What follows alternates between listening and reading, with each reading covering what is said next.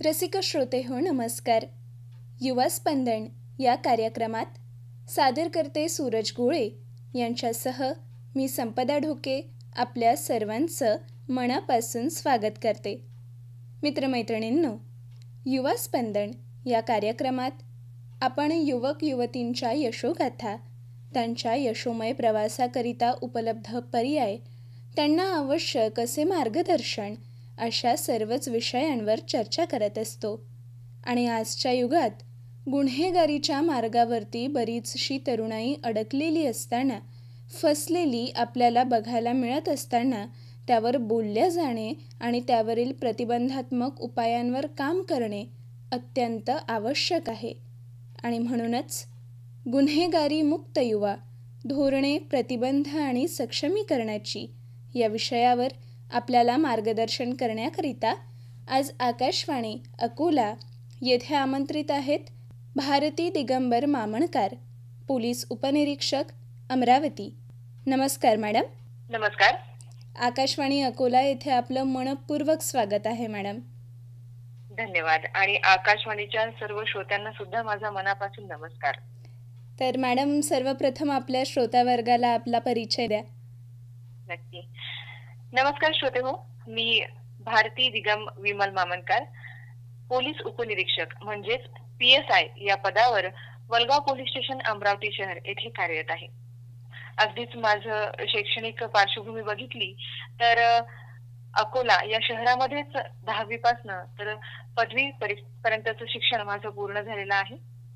मोहरी देवी खंडेलवाल इथे 5वी ते 10वी पर्यंतचं शिक्षण घेऊन RDG कॉलेज येथे मी माझी 11वी आणि 12वी पूर्ण केली.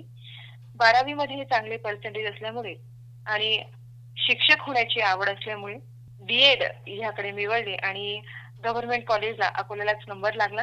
तिथे DEDचं शिक्षण मी पूर्ण केलं. पुढे CETचं प्रिपरेशन करताना स्पर्धा परीक्षेबद्दल मला कळलं आणि MPSC मधून पोलीस उपनिरीक्षक या पदावर मी परीक्षा दिली आणि वर्दीची आवड असल्यामुळे पोलीस उपनिरीक्षक हे पद मी निवडलं आणि अशा पद्धतीने पोलीस खात्यात मी रुजू झाले. अरे वा. म्हणजे अकोला येथे आपलं शिक्षण पूर्ण झालं असल्याने अकोला शहराशी एक अर्थात अतूट नाळ आपली जुळलेली आहे आणि त्यातल्या त्यात आज आकाशवाणी अकोला येथे आपलं अगदीच मनापासून स्वागत. असं माहेरी परतल्यासारखं आपल्याला वाटत असावं कदाचित. नक्कीच, माहेरी तर परतल्यासारखं वाटत आहेच, पण माझ्या आयुष्याची 5 वर्ष मी अकोला आकाशवाणीमध्ये घातलेली आहे. आणि जेव्हा माझं DEDचं शिक्षण पूर्ण झालं आणि मी प्रिपरेशन करत होते स्पर्धा परीक्षेचं, तेव्हा अकोला आकाशवाणीला उद्घोषक म्हणून मी रुजू होते आणि उद्घोषक हा जॉब करता करताच मी स्पर्धा परीक्षेची म्हणजे MPSCची तयारी सुद्धा करत होते. आज खूप वर्षांनी पुन्हा एकदा आकाशवाणीच्या त्या प्लॅटफॉर्मवर बोलताना खरंच खूप आनंद होत आहे आणि पुन्हा आपल्या श्रोत्यांसोबत हितगुज साधता येत आहे. हे मनस्वी आनंद होत आहे या गोष्टीचा. अरे वा वा. आम्हाला सुद्धा प्रचंड आनंद होतोय आपल्याला पुन्हा या आकाशवाणीच्या माध्यमातून आपल्या श्रोतावर्गापर्यंत वेगळ्या विषयासोबत त्यातल्या त्यात पोहोचवता येणार. नक्कीच. तर मॅडम, आता आपला जो PSI म्हणून अर्थात पोलीस उपनिरीक्षक म्हणून आपला जो अनुभव आहे, त्या अनुभवानुसार आपल्या आजच्या विषयाकडे वळूया की तरुणांचा गुन्हेगारीमध्ये जो आपल्याला अंतर्भाव बघायला मिळतो आहे, तर तो रोखण्यासाठी, तो कमी करण्यासाठी खरं तर आजचा हा विषय आहे आपला थोडक्यात. तर तुमच्या अनुभवानुसार तरुणांना गुन्हेगारी वर्तनात सामील होण्यासाठी प्रवृत्त करणारे जे सर्वसामान्य घटक आहेत ते कोणते आहेत? जेव्हा आम्ही पोलीस स्टेशन स्तरावर काम करतो तेव्हा एक 10वी नंतर जे आपलं शिक्षण होते, 10वी पर्यंतचं शिक्षण तर आपलं खूप शिस्तबद्ध पद्धतीने शाळेच्या टाइम टेबल नुसार जे काही आहे ते होत असते आणि तेव्हा आपलं वय सुद्धा कमी असतो. परंतु आमच्या समोर सर्वात महत्वाचा जो घटक आहे तो 10वी नंतरचा. आणि गुन्हेगारी प्रवृत्तीमध्ये हा तरुण वळण्याचे जे सर्वसामान्य घटक आहेत त्याच्याविषयी जर बोलायचं झालं तर हे घटक एका दृष्टिकोनातून आपल्याला बघता येणार नाही. ते सर्वसमावेशक आहे. म्हणजे आपली कौटुंबिक पार्श्वभूमी कशी आहे, आपण कुठल्या मित्रमैत्रिणींसोबत राहतो, आपली शाळा ज्या सामाजिक घटकांमध्ये मोडते तिथलं वातावरण कसं आहे, शाळेच्या आजूबाजूचं वातावरण कसं आहे आणि त्याच्याही पलीकडे जेव्हा आपण मित्रमैत्रिणींसोबत शाळा आणि कुटुंब ह्या चौकटीच्या बाहेर पडायला जेव्हा प्रयत्न करतो, समाजात जेव्हा जातो, त्यामध्ये आपण कोणासोबत वावरतो, आपल्या आजूबाजूला माणसं कशी आहेत, आपली मित्रमैत्रिणी कशी आहेत, ती कुठल्या सामाजिक घटकातून आलेली आहेत, ह्या सर्वांवर अवलंबून आहे की तो तरुण आयुष्यात पुढील प्रवास कोणत्या दिशेने करणार आहे. त्यामुळे एकांगी विचार करण्यापेक्षा हा सर्वसमावेशक विचार जर झाला तरच ह्या तरुणांना आपण थांबवू शकतो आणि गुन्हेगारी कडे वळण्यासाठी प्रतिबंध करू शकतो. बरोबर. मॅडम, आता आपण म्हणालात की समाजातील विविध घटक खरं तर गुन्हेगारीमध्ये प्रवेश करत असताना कारणीभूत ठरतात. तर अशा वेळी समाजातील जे धोक्यात असलेले तरुण आहेत तर त्यांना आपण कसं ओळखू शकतो आणि कायद्याची अंमलबजावणी जी आहे ती प्रतिबंधात्मक उपायांमध्ये काय भूमिका बजावू शकते? बघा, आता यामध्ये वेगवेगळे प्रकार आहेत. कसं आहे, काही तरुण अनावधानाने गुन्हेगाराच्या मार्गाकडे वळतात. म्हणजे उदाहरण द्यायचं झालं तर मित्रमैत्रिणींचा एखादा घोळका आहे किंवा एखादा ग्रुप आहे. संध्याकाळच्या वेळेला, दुपारच्या वेळेला आपण बऱ्याच वेळा पिकनिकला जातो. आपण काही उपहारगृहाच्या तिथे थांबलो, चहा कॅन्टीनच्या तिथे थांबलो, तर काही हे टोळके असतात तरुणांचे, म्हणजे टॉन्टिंग वगैरे करतात किंवा जाऊ दे ना, काही होत नाही ना, करून बघू ना, काही स्टंट करतात. मग त्याच्यामध्ये अपघातासारखे गुन्हे होतात. एखाद्याला टॉन्टिंग केल्यानंतर वादविवाद निर्माण होतो. एखाद्या मुलीला सहज काहीतरी बोलल्यानंतर तिथे महिलांविषयीचे जे आपण गुन्हे म्हणतो, म्हणजे महिलांना छेडछाड करणे किंवा तिला अपमानास्पद वाटलं असं काहीतरी बोलणे, हे जे आहे अशा पद्धतीचे गुन्हे घडतात, अनावधानाने घडतात. उद्देश नसतो, पण थोडा तो वयाचा पण एक गुन्हा आपण म्हणू शकतो की वय आहे, थोडं मस्ती करावीशी वाटते. पण मला असं वाटते, मस्ती ही जर शिस्तीत झाली तर कुणालाही त्याचा अपाय होणार नाही. परंतु जाऊ दे, करून घेऊ, पाहून घेऊ, काय असते त्याच्यात, असं जर आपण करायला गेलो तर मात्र आपण गुन्हेगारीकडे वळतो. आपल्या प्रत्येक कृतीला आपल्या विचारांची जोड असली पाहिजे आणि समाजात आपण कसे वावरणार आहोत याचे बाळकडू जर आपल्याला कुटुंबातूनच मिळाले तर असं करणं मुलांना कुठेतरी वेगळं वाटेल की नको, हे आपल्या संस्कृतीला किंवा हे आपल्या वागण्याला योग्य नाही, म्हणजे ते गुन्हेगारी प्रवृत्तीकडे वळणारच नाही. बरोबर. हा एक घटक झाला. दुसरा घटक असा आहे की आज भारताची एकूणच लोकसंख्या बघता प्रत्येकाकडे रोजगार आहेच असं नाही आहे. बराच वर्ग, भारताची बरीच लोकसंख्या ही मजुरीवर जगणारी आहे. मग झटपट अमीर होण्यासाठी किंवा कमी वेळात, कमी कष्टात भरपूर पैसे मिळण्याची वृत्ती आता लोकांची वाढली आहे. कष्ट करण्याची आपल्या पूर्वीच्या पिढ्यांची जी मनोवृत्ती होती ती आताच्या पिढ्यांमध्ये एवढी दिसत नाही आहे. त्यामुळे हा जो एक दुसरा घटक आहे झटपट श्रीमंत होण्याचा, याच्यातून सुद्धा आपल्याला गुन्हेगारीकडे जे युथ आहे तो वळलेला दिसत आहे. बरोबर. तर अशा घटकांवरून आपण आपल्या समाजातील जे धोक्यात असलेले तरुण आहे त्यांना ओळखू शकतो आणि वेळीच त्यावरती प्रतिबंधात्मक उपाय करणे सुद्धा तेवढेच महत्त्वाचे आहे. मॅडम, आता आपण बोललात की जेव्हा तरुणाई टोळीमध्ये असते किंवा मित्रमैत्रिणींसोबत काहीतरी मजा मस्ती सुरू असते तेव्हा बऱ्याचदा अनावधानाने गुन्हे घडून येतात. तर हे झालं ऑफलाईनमधलं. आणि जे ऑनलाईन किंवा जे डिजिटल गुन्हे आपण बघायला मिळतात आपल्याला की अमुक एका कोपऱ्यावरती मी मोबाईलमध्ये कुठल्या तरी व्यक्तीच्या कमेंट सेक्शनमध्ये जाऊन त्या व्यक्तीला ट्रोल केलं तर मला कुणीच काही करणार नाही, ही जी मानसिकता आपल्याला युवक युवतींमध्ये जास्तीत जास्त बघायला मिळते, त्याने सुद्धा डिफेमेशनसारख्या गुन्ह्यांना ही तरुणाई बळी पडते. तर अशावेळी जे डिजिटल गुन्हे यातून घडतात तर त्याबद्दल काय सांगाल मॅडम? डिजिटल गुन्ह्यांमध्ये तर आता युथ तर आहेच, पण सगळ्याच वयोगटातले आपल्याला दिसून येतात. कारण कसं आहे, मोबाईल हे डिव्हाइस प्रत्येक वयोगटातल्या लोकांकडे आपल्याला दिसतं. होय. आणि एखादा व्यक्ती मितभाषी असेल, अबोल असेल, तर तो लोकांमध्ये वावरण्यापेक्षा मोबाईलमध्ये जास्त गुंतलेला आपल्याला दिसतो. आणि आपण हे बघणार रोजच्या आयुष्यात पण 4 माणसं बसलेली असतील तर ती 4 कधी कधी मोबाईल मध्ये डोकं घालून बसलेली असतात. तो एक संभाषणाचा वेळ, बोलण्याचा वेळ कुठेतरी कमी झालेला आहे. आणि ह्याचाच फायदा आता सायबर गुन्ह्यांमध्ये खूप वाढला आहे. कारण लोक हा डिव्हाइस इतक्या प्रमाणात वापरत आहेत, तर ह्याचं सुद्धा एक शिक्षण शालेय स्तरावर मिळणं खरंच खूप महत्वाचं आहे. कारण एखादं आपण उपकरण वापरतोय तर ते पूर्ण शिक्षित आणि प्रशिक्षित होऊन वापरलं तर त्याची धोके आपल्याला कमी आहे. आणि इतक्या लिंक्स आहेत, reels, YouTube channels, Twitter, social मीडियावरती भरपूर चॅनल्स आणि त्याच्यावर सर्वांना आता ऍक्टिव्ह राहण्याची सवय झाली आहे. आपण तिथे ऍक्टिव्ह नाही, त्या सोशल प्लॅटफॉर्मवर ऍक्टिव्ह नाही म्हणजे आपण 4 पावलं कुठेतरी मागे आहोत अशी एक भावना लोकांमध्ये निर्माण होते. बरोबर.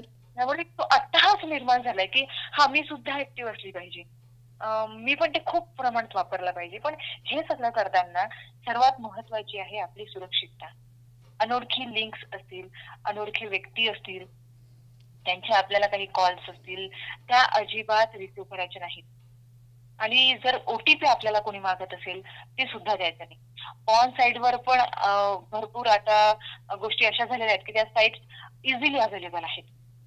मग त्याच्यामध्ये पण कसं आहे, करूया बघूया काय होते, ही जी आपली मनोवृत्ती आहे, आपण कुठेतरी एखाद्या लिंकला क्लिक करून जातो, काहीतरी बघतो, मग ते बघता बघता आपली पण रेकॉर्डिंग होऊन जाते आणि मग त्या थ्रू आपल्याला मग नंतर ब्लॅकमेलिंग चालू होतात. होय. आणि हे जे आहे हे कुठेतरी पालकांनी पण आता खूप सजग असायला हवं की जेव्हा एका वयात पर्टिक्युलर आपला मुलगा मुलगी येते तर त्या ह्या सगळ्या गोष्टींची त्यांना शेअर करणे त्यांच्यासोबत आणि त्यांच्याशी गप्पा करणे ह्या सगळ्या बाबत. जेव्हा आपण मोबाईल त्यांना देतो पहिल्यांदाच तेव्हा त्यांना सांगणे की ह्या पण गोष्टी असतात, तू ह्या सगळ्या गोष्टींपासून थोडं लांब राहा. बरोबर. आणि वेळोवेळी त्यांच्यावर थोडं लक्ष ठेवणे की हे ह्यांची मित्रमैत्रिणी कोण आहेत, हे मोबाईल वापरताना एक थोडा मुलगा किंवा मुलगी झोपली तर थोडंसं आपण युट्यूब किंवा हिस्ट्रीमध्ये जाऊन थोडंसं बघू शकतो की एरिया ऑफ इंटरेस्ट आता काय आहे, कसल्या प्रकारचे व्हिडिओ किंवा लिंक्स वगैरे हा काही बघतोय का. म्हणजे जर त्या आपला मुलगा किंवा मुलगी जात असेल तर आपण थोडंसं आधीच त्यांना सांभाळू शकू. बरोबर. आणि बरोबर. याबाबत वेळोवेळी प्रत्येक खातं, शासनाचं प्रत्येक खातं, मग पोलीस खातं असो किंवा माहिती प्रसारांचं खातं असो, वेळोवेळी लोकांना सजग करत आहे. त्याबद्दल त्यांनी थोडंसं अवेअर राहायला हवं. अगदीच. थोडक्यात सायबर गुन्हे करत असताना जेनझीच्याच भाषेत बोलायचं झालं तर जो फोमो आहे, फिअर ऑफ मिसिंग आउट आहे, तो खरोखर कुठल्या बाबतीत असायला हवा याचं जरा भान तरुणाईने बाळगायला हवं, जेणेकरून आपण सायबर गुन्ह्यांपासून स्वतःचाही बचाव करू शकू. अगदी. तर मॅडम आता हे जे गुन्हे आहेत हे होताना आपण जास्त जवळून रोज बघत असता, तर यामध्ये कायदा अंमलबजावणी आणि समुदायातील तरुणांमध्ये विश्वास निर्माण करण्यासाठी तुम्हाला कोणते धोरण प्रभावी वाटलंय आतापर्यंत? ह्याच्यामध्ये कायद्याची जेव्हा अंमलबजावणी आम्ही करतो तेव्हा बऱ्याचदा जोपर्यंत आपल्यावर येत नाही तोपर्यंत कायद्याविषयी कोणी जाणून घेण्याचा प्रयत्न करते. होय. पण पुढच्या ठेच आणि मागचा शहाणा हे जर धोरण आपण वापरलं आणि आजूबाजूला आपण बघतो गुन्हेगारी वाढत आहे तर ह्यामध्ये आपण सुरक्षित कशी राहू, त्यासाठी आपल्याला किमान काही गोष्टींची माहिती असायला हवी. आणि आता पोलीस खातं सुद्धा आता नवीन कायदे आलेले आहेत, म्हणजे IPCच्या ऐवजी आता भारतीय न्याय संहिता आलेली आहे 2023 ची, जी 1 जुलै 2024 पासून त्याची अंमलबजावणी आम्ही सुरू केलेली आहे. आणि त्या अंतर्गत सुद्धा ह्या नवीन कायद्यांविषयी जनजागृती व्हावी म्हणून शासन स्तरावर भरपूर कार्यक्रम होतच आहेत. शिवाय आमच्या स्तरावर पण सुद्धा आम्ही एक काका दिदी पथक आमचं असते, त्यासाठी आम्ही एक वेगळी व्हॅन तयार केलेली आहे. आणि काका दिदी पथक अंतर्गत वेगवेगळ्या शाळा, ट्युशन्स किंवा खाजगी संस्था, हॉस्टेल्स जिथे मुलं आणि मुली जास्त प्रमाणात आहेत तर तिथे जाऊन आम्ही ह्या नवीन कायद्यांविषयी त्यांची काही प्रश्न असतील ते सोडवतो, त्यांना माहिती देतो. बऱ्याचदा कायदा हा विषय जोपर्यंत म्हणजे आता मी तरी पोलीस खात्यामध्ये येईपर्यंत कायदा हा विषय माझा काही संबंध नव्हता. मग किंवा जे पर्टिक्युलर कायद्याचं शिक्षण घेतात त्यांना कायदा माहित असतो, पण आपल्या सर्वसामान्य विद्यार्थ्यांचं आणि सर्वसामान्य लोकांचं काय. तेव्हा आम्ही अशी उपक्रम आम्ही राबवत असतो की जेणेकरून पोलीस खातं, सामान्य जनता, विद्यार्थी ह्यांचं कुठेतरी कोऑर्डिनेशन वाढलं पाहिजे, त्यांचं कम्युनिकेशन वाढलं पाहिजे. आणि ह्या सगळ्या प्रयत्नांमधून आपल्याला कायद्याचा प्रसार जास्त करून लोकांना सुरक्षा देता येईल. म्हणजे सुरक्षा फक्त ही काही फिजिकलच नसते. बरोबर.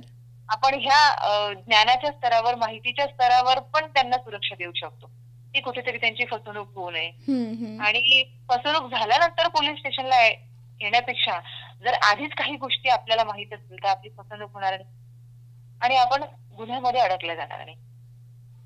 बरोबर. तर हे जे आहे म्हणजे माहिती प्रसारणाचं धोरण हे जास्त महत्वाचं आहे असं मला वाटते. अगदीच. म्हणजे कायदेशीर वागण्यासाठी आधी आपल्याला कायदा माहीत असणं गरजेचं आहे. हो. त्यामुळे आपल्याला आणि माहित असून त्याची अंमलबजावणी करण्याची सुद्धा इच्छाशक्ती पाहिजे. बिलकुल.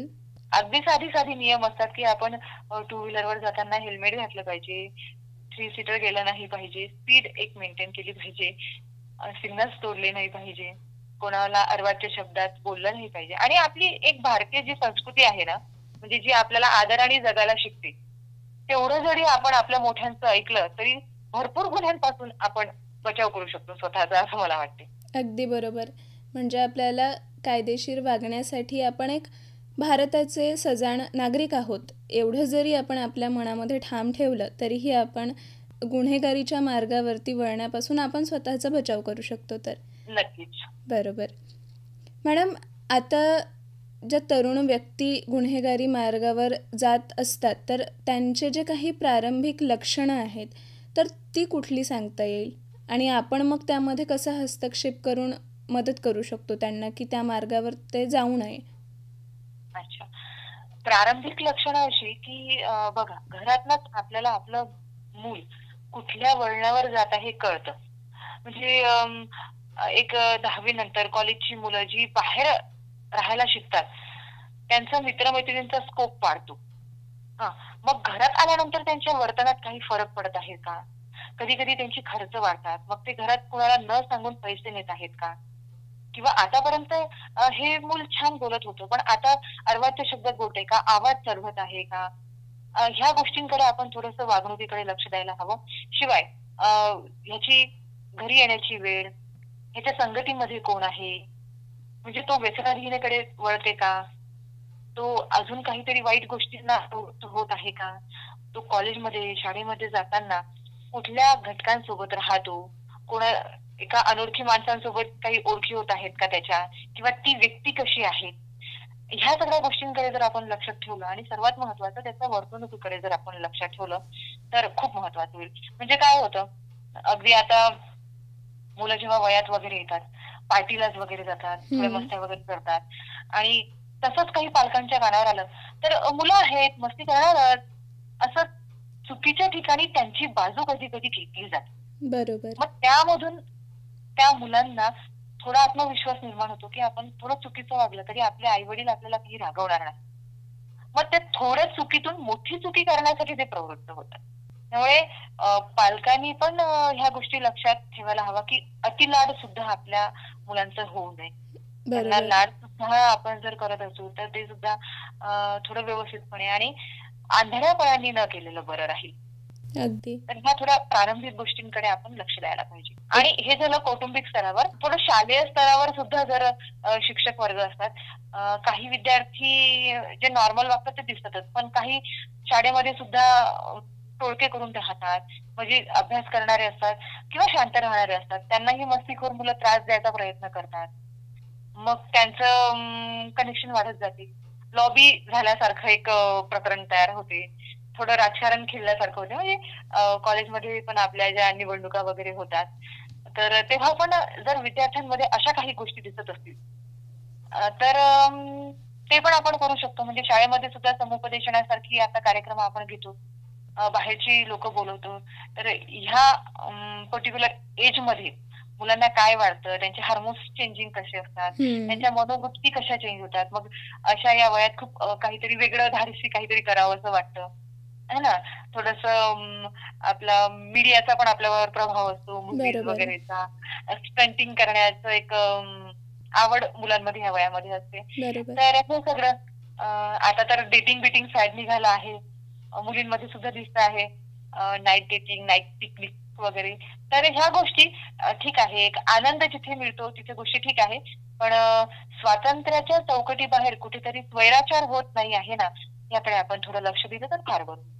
वा वा. म्हणजे एका या वाक्यामधून आपल्या खरं तर या पूर्ण मुलाखतीचा सार दिल्यासारखं वाटलं खरोखर.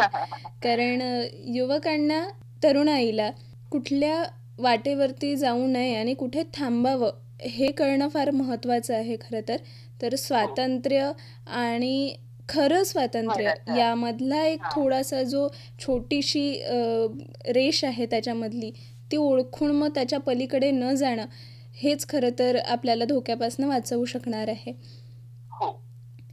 मॅडम, हस्तक्षेप किंवा समर्थन कार्यक्रमांद्वारे आपण ज्या गुन्हेगारी मार्गांपासून काही तरुणांना दूर केलं असेल, तर अशा काही यशोगाथा किंवा मग उदाहरणं आपण शेअर करू शकता का? नक्कीच. म्हणजे बघा, बऱ्याचदा काय होते, जेव्हा आम्ही पोलीस स्टेशनला आमचं कर्तव्य बजावत असतो तेव्हा वेळ आणि बाकी सगळ्या गोष्टी पण आम्हाला बघाव्या लागतात, कारण कायद्याची अंमलबजावणी सुद्धा महत्वाची असते आणि कुठेतरी एखादा युवक युवती नाहक पद्धतीने या कायद्याच्या कचाट्यात अडकू नये हे सुद्धा आम्हाला बघावं लागतं. मग अशा वेळी आम्ही जेव्हा काका दिदी पथक अंतर्गत, दामिनी पथक अंतर्गत कॉलेजला, ट्युशनला ह्या कट्ट्यांवर भेटी देतो, तेव्हा जेव्हा आम्ही त्यांना हे सांगतो की बाबा रे, तुम्ही असे वागल्यामुळे तुमच्यावर ही गुन्हे दाखल होऊ शकतात, तुम्ही अशा पद्धतीने पोलीस स्टेशन, मग कोर्ट, तुमच्या विरुद्ध दोषारोप पत्र जाईल, ही जेव्हा प्रक्रिया आम्ही त्यांना समजून सांगतो तेव्हा बऱ्याच प्रमाणात मुलं त्यापासून प्रवृत्त होतात, कारण त्यांना माहीतच नसते आपल्या एखाद्या कृतीचा एवढा परिणाम होईल. ह्या माहिती नसल्यामुळे त्यांच्याकडनं त्या कृती घडतात. आणि बरेचसे कॉलेजचे विद्यार्थी आणि विद्यार्थिनी आम्ही ह्या गोष्टींपासून परावृत्त केल्या आहेत. कधी कधी आता बऱ्याचदा हे असं होतं की प्रेम असतं एकमेकांचं, ते अदर कास्ट असते किंवा एका कास्ट मध्ये असल्यानंतरही आई वडिलांचा त्याला विरोध असतो, मुलीच्या किंवा मुलांच्या. मग अशा वेळी कुठेतरी चुकीने पळून जाण्याचा वगैरे पर्याय मुलं मुली शोधतात आणि मग आमच्यापर्यंत येतात माहिती द्यायला. मग अशा वेळी आम्ही त्या दोघांच्याही पालकांना बोलवून त्यांचं योग्य पद्धतीने समुपदेशन करतो आणि मग त्यांना त्यांचा डिसिजन घेण्यासाठी कॅपेबल करतो, त्यांचं वय वगैरे बघून की आधी तुम्ही पायावर थोडं उभे राहा, तुमच्या आई वडिलांची योग्य पद्धतीने संमती घ्या आणि त्यानंतर तुम्हाला आयुष्याचा जो काही निर्णय घ्यायचा आहे तो तुम्ही घेण्यासाठी समर्थ आहातच, पण आधी कॅपेबल व्हा. आणि पुढे मग त्यांना सगळ्या गोष्टी सांगितल्यानंतर त्यांना काही गोष्टी पटतात. अगदीच व्यसनाधीनतेपासून आम्ही मुलांना, लहान लहान मुलांना आम्ही प्रवृत्त केलेलं आहे की थोडं समुपदेशन त्यांचं करून, आणि आले आहेत मुलं, नॉर्मल स्टेजला आले आहेत. बऱ्याच लोकांनी दारू सोडली आहे आम्ही सांगून सांगून सांगून. हो. आणि एक 302 म्हणजे खून ह्या प्रकरणामधला एक आरोपी, आम्ही जेव्हा मध्यवर्ती कारागृहाला भेट द्यायला गेलो होतो तिथे 302 चा एक आरोपी होता. अगदी 18-19 वयात तो असेल आणि तेव्हा खून या हेड खाली त्याला शिक्षा सुनावण्यात आली होती. मग त्याचं तिथे गेल्यानंतर जे समुपदेशन आम्ही केलं त्यावेळी मग त्याला त्याच्या चुकीची जाणीव झाली आणि त्या एका नाहक चुकीमुळे आपलं आयुष्य किती खराब गेलं, आयुष्याची किती तरुणाची वर्ष ह्या कारागृहात आपल्याला घालवावी लागणार आहेत याचं पिक्चर जेव्हा त्याच्या पुढे क्लिअर झालं तेव्हा ते रिअलच झालं. पण तेव्हा भरपूर वेळ त्याच्या हातातून निघून गेलेला होता. बरोबर. पुढे काय, तर मग त्याला आम्ही पर्याय सांगितलं की ठीक आहे, तुझ्याच्याने जी अनावधानाने चुकी झालेली आहे, तर आता सेंट्रल जेलमध्ये सुद्धा शिक्षणाची सोय केलेली आहे, मुक्त विद्यापीठ तिथे आहेत, त्यामुळे त्या मुलांनी त्या सगळ्या गोष्टींचा प्रार्थना वर्ग, लायब्ररी, तुम्हाला व्हिडिओ कॉन्फरन्सिंगद्वारे संभाषण करण्यासाठीची केंद्र कारागृहात सुद्धा उपलब्ध आहे. त्यांनी तिथेच आता शिक्षण पूर्ण केलं, ग्रॅज्युएशन पर्यंतचं, आणि तो आता पदव्युत्तर शिक्षण तिथे घेत होता आम्ही जेव्हा त्याचा इंटरव्ह्यू घ्यायला गेलो तेव्हा. बरोबर. हो. त्यामुळे असे बरेचसे उदाहरण आहेत. फक्त एवढंच सांगावं असं वाटतं तरुणांना की आपल्या हातून एखादं गुन्हेगारी कृत्य घडून गेल्यावर आपले डोळे उघडण्यापेक्षा आधीच डोळे उघडून समाजाकडे डोळस वृत्तीने बघा आणि आपलं आयुष्य खूप सुंदर आहे ते अगदी सुंदर पद्धतीने जगा. बरोबर. म्हणजे चूक निस्तरण्यापेक्षा ती न केलेली बरी. आणि यासाठी या संदर्भात असलेली जेवढी पण माहिती आहे तेवढी मिळवणं आणि सजग राहणं त्यासाठी फार महत्त्वाचं आहे. अगदीच. तर मॅडम, सरते शेवटी आपल्या युवा श्रोतावर्गाला आपण काय सांगू इच्छिता? युवा श्रोतावर्गांना मी एवढंच सांगेल की बघा, आपण बाजारात जाताना साधी मेथीची 10 रुपयाची भाजी घेताना ती जुडी 10 वेळा इकडून तिकडून बघतो. तर मग युवा वर्गांनी आपल्या आयुष्यात जी व्यक्ती यायची आहे ती येण्यासाठी किती सजग असलं पाहिजे. खूप गोष्टी मॅटर करतात. आपण कुठल्या व्यक्तींसोबत राहतो, कुठल्या मित्रमंडळींसोबत राहतो. कारण कुटुंबासारखं आपलं संरक्षण, आपली काळजी उंबरठा जेव्हा आपण ओलांडतो तेव्हा कोणी घेईलच असं नाही. त्यामुळे आपण आपल्या आयुष्यात व्यक्तींचा पसारा एवढाच करावा जेवढा आपल्याला आवरता येतो. आणि युथ आहे, मस्त जगायचं पण धुंदीत नाही. मस्ती करायची पण शिस्तीत करायची आणि ठामपणे आयुष्याला सांगायचं. जाता जाता फक्त 2 शब्द माझ्या श्रोते वर्गांना मनापासून मी सांगू इच्छिते की आयुष्य जगताना ठणकावूनपणे येणाऱ्या समोरच्या अडचणींना सांगायचं, संकटा तू ये कसाही, संकटा तू ये कसाही, स्वागताला मीच आहे. संकटा तू ये कसाही, स्वागताला मीच आहे. तू असशील रे विलंदर, तू असशील रे विलंदर, मीही तितकीच हट्टी आहे, मीही तितकीच हट्टी आहे. आणि मस्त पद्धतीने हे आयुष्य जगा. आयुष्याचा सुवर्ण काळ तुमची वाट बघत आहे. प्रामाणिकपणाने आयुष्य जगला तर. वा वा वा, खूपच सुंदर शब्दांमध्ये आपण खरं तर आपल्या युवा श्रोत्यांना मार्गदर्शन केलेलं आहे. अगदीच उत्तमरित्या आपण सर्व नियम आणि जगण्याचा मंत्र खरं तर दिलेला आहे. त्यामुळे या मुलाखतीसाठी आकाशवाणी अकोलातर्फे आणि आपल्याला ऐकत असलेल्या सर्व श्रोतावर्गांतर्फे मी आपले आभार मानते मॅडम. खूप खूप आभार. नक्कीच. आणि जाता जाता माझ्या श्रोत्या वर्गांना एवढंच सांगू इच्छिते, ऐकत रहा ज्ञान आणि मनोरंजनाची वाणी, आपली अकोला आकाशवाणी FM 102.4 मेगाहर्ट्झ वर. धन्यवाद मॅडम. धन्यवाद.